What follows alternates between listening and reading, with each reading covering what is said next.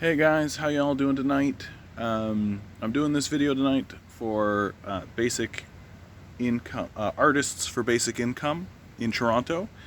Uh, a wonderful, nice young lady by the name of oh dear, I'm gonna mess this up. I'm super gonna Daccia.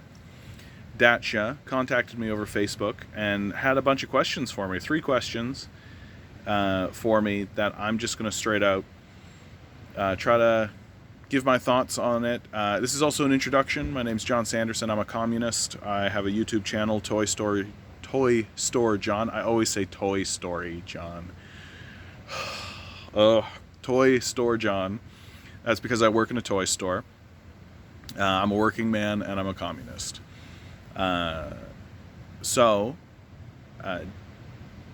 Dacia asks, how do we fight for this and support this being a basic income, rather than detract from the work of groups like Black Lives Matter right now? I think that we should be trying to work with Black Lives Matter people. I think that we should be trying to convince them to allow us to participate in their events and to invite them to participate in our events. And I think that we have to acknowledge that they have a powerful movement that is moving forward, that is making gains and is very big. And I think we should be working with them. We should be trying to find out who they are. We should be trying to get our own shit figured out first, so that when we approach these people, we actually have something sizable and with merit. I think our goals align ultimately. I think that something like a basic income would definitely help the people who are fighting for in the Black Lives Matter movement. And I think we need to articulate that to them and show them that we are interested in aligning a social vision. So I think we should be seeking to work with these people and to work with and to find solidarity with one another. I think solidarity is going to be so important moving forward. So the second question then, how do we ensure UBI doesn't wreck social programs and or feed corporations? So how does it not wreck social programs? You just keep funding those social programs. Conservatives are grifters, and they're consistently trying to undercut programs using any argument they possibly can. And they will con people however they can. They definitely are going to say, well, you've got a basic income. Do you need universal health care? Yes. Shut up.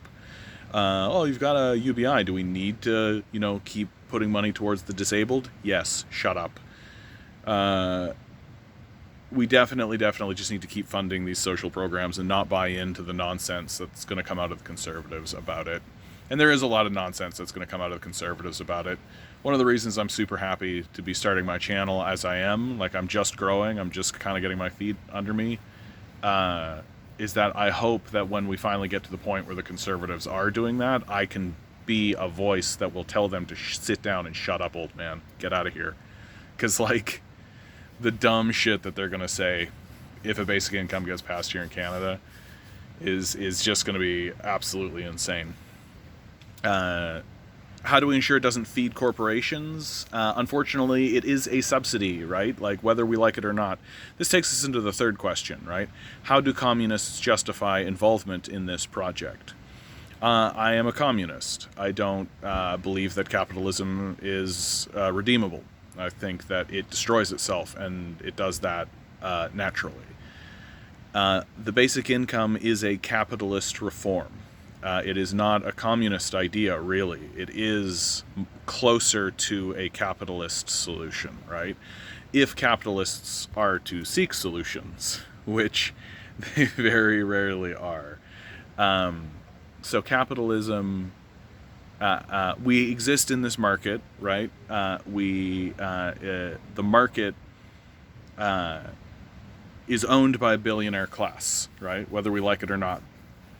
the market is owned by billionaire class. We are excluded from this market unless we sell ourselves to this market in exchange for the food and the shelter that the market provides. This is called equitable by the billionaire class. I disagree. So what the basic income is doing is it is giving people access to the market. People who previously did not have access to the market, and it guarantees access to the market. That you can always find food, you can always find shelter, you can always find these things in the market that is dominated by billionaires. But in the end, this just ends up being a subsidy for corporations and landlords, right? What are these people going to do? Well, they're going to pay rent and they're going to buy food. That's a guarantee. That's what most of us are doing right now, is that we're paying rent and we're buying food. And so this, the basic income, while an improvement, certainly, I will not fight to stop a basic income from being passed, and I won't gripe about its passage, certainly, but it is only a capitalist reform that acts as a subsidy to landlords and corporations. So how can a communist justify their involvement in a basic income idea? And I think that is because, I mean, I've been involved with the basic income for 15 years now, and my journey to communism, like, I've been a communist less than that. I think the communism thing is several years young. Like, it's a new transition in my own life to just outright say it and admit it the way that I do. But communism is an end point. It is a goal, right? It's not it's a large-scale mass project. And if you go and you read the works of Karl Marx and you read the early communist works, they really understood that. Lenin understood that. Lenin understood that communism is a goal that you move towards, that you have to transition your society to. Lenin understood that when he took over and when he was the leader of Russia, that what he had was a state capitalism.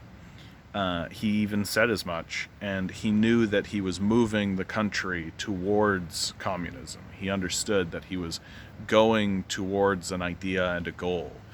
And he transitioned the society in many positive ways towards that goal. And so I take a look at a basic income as a transition. I take a look at a basic income as a method for people to move away from capitalism towards something more reasonable, something, and this transitionary moment, right, from capitalism to communism is what is considered socialism. This socialism idea. I feel like the word socialism gets a little less of a rap than communism, but really socialism, the reason it exists is as a transition to communism. That's the end goal.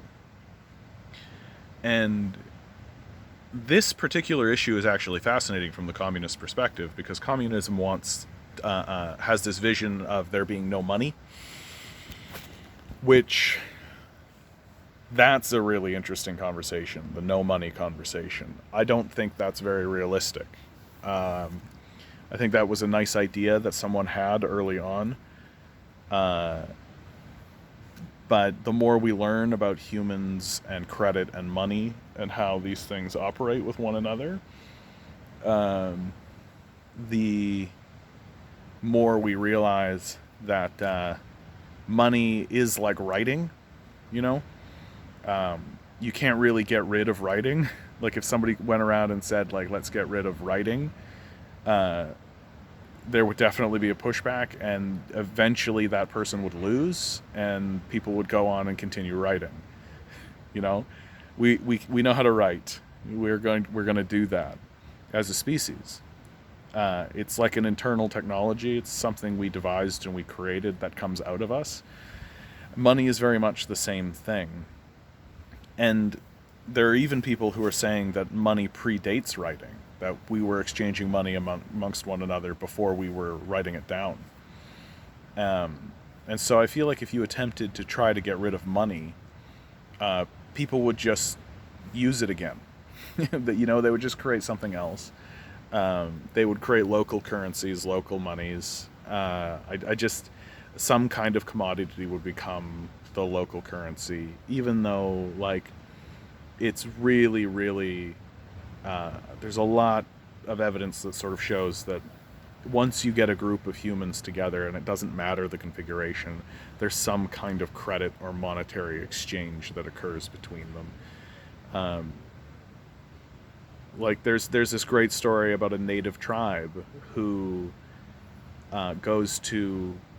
they have a stone sitting in the middle of their village, and the stone is their money. It's the only money they have. And someone owns the stone in the tribe.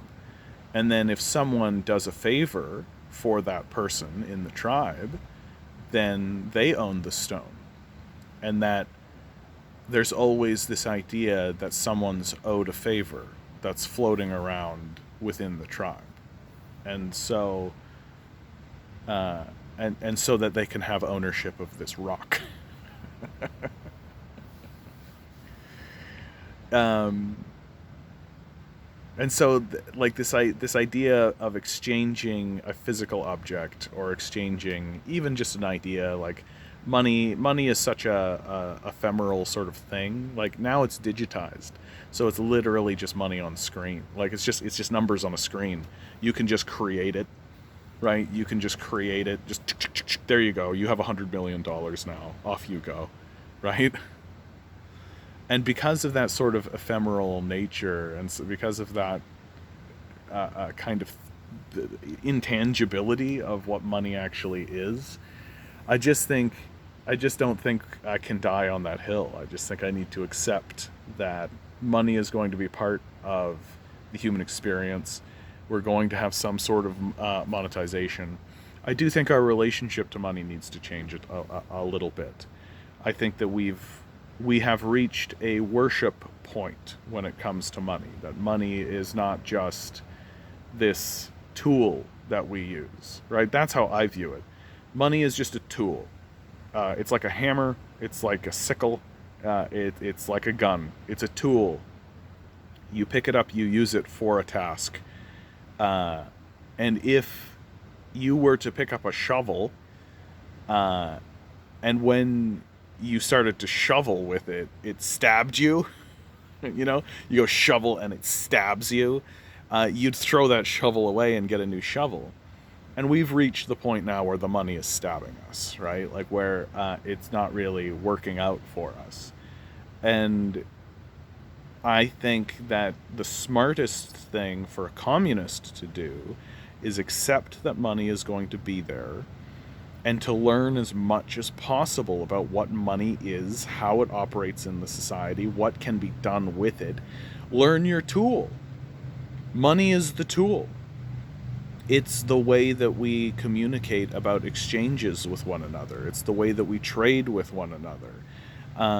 We have a very large-scale, complex society, and something like money acts as a grease to ensure that trade and exchange can happen fluidly, right? And it does work for that.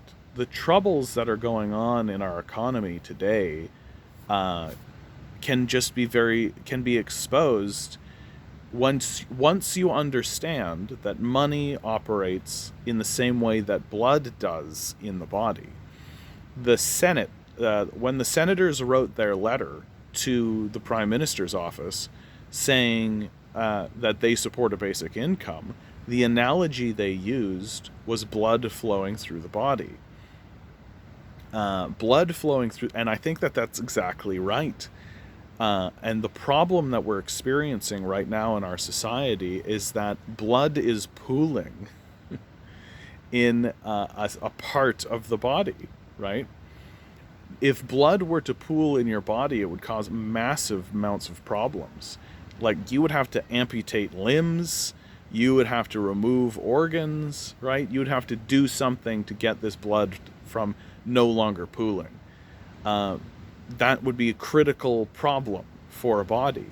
And it's exactly the same for the society, that we have money that's just pooling.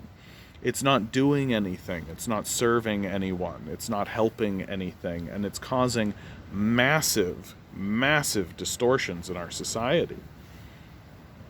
And really, all we're saying with a basic income is, let's take that inert money that's not doing anything, and at the very least we can spread it about so that people can distribute it and spend it again.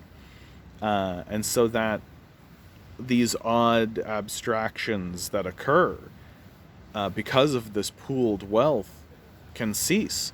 Like, you'll have a condo building or an apartment building that's half empty that they refuse to rent because they know that it'll drive the price down to fill their building up, so they don't do it.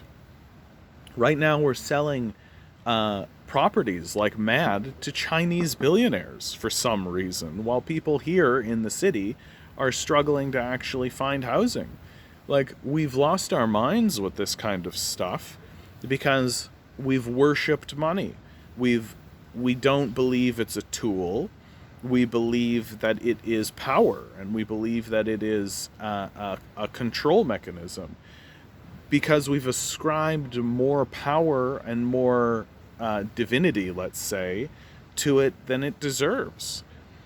We could literally just do a money recall and redistribution, like today. We could do that. Other societies have done it in the past.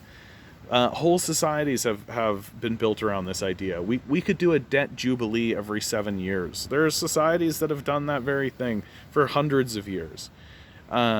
We could interact with our money. We could lessen the importance of money in our lives considerably, right? That money is just a method we use to sort of grease the communication and exchange between one another.